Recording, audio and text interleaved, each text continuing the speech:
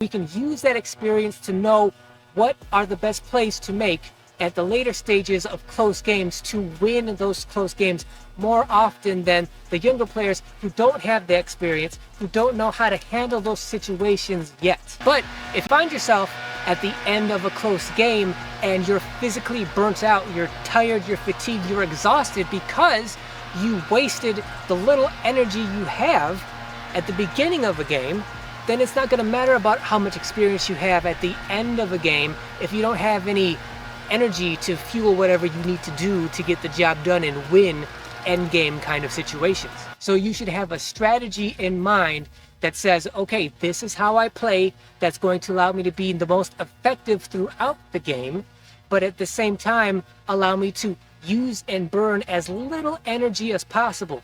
For example, a very obvious example of this is if it's the beginning of a game and there's a loose ball, you as the older player, you don't chase that loose ball. You don't run after it. I've been out here so many dozens of times with older players who they find themselves on the court with young players and they're self-conscious about being the older guy and they want to try to prove themselves to the younger players, that these strangers that don't know him.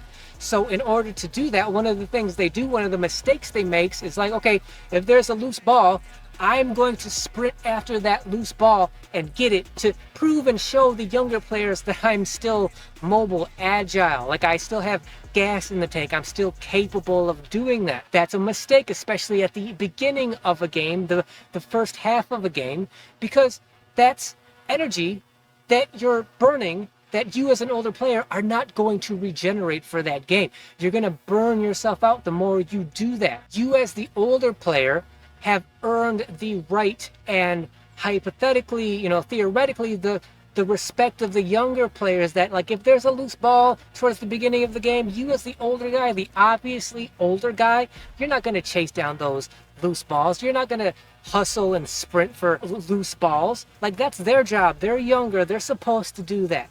It's your job, your responsibility to keep yourself in good enough shape and condition to be able to perform physically at the end of hypothetically, theoretically close games, and so you can make the right decisions and have the energy to execute those decisions in those key moments. And by execute, I'm not talking necessarily about scoring, because you're the old guy. Like, you are probably not going to be as an effective scorer as your teammates who are younger and more physically able than you are.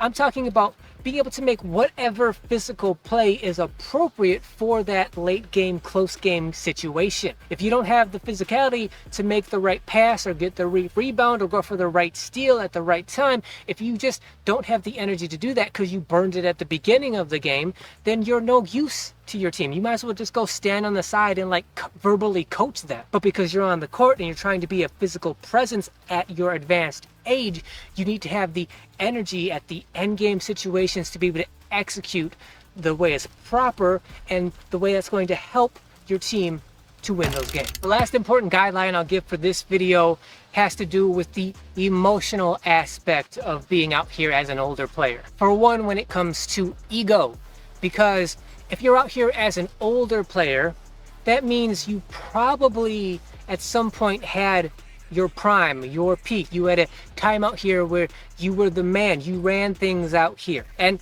everybody loves that aspect, that time of being a basketball player. Now,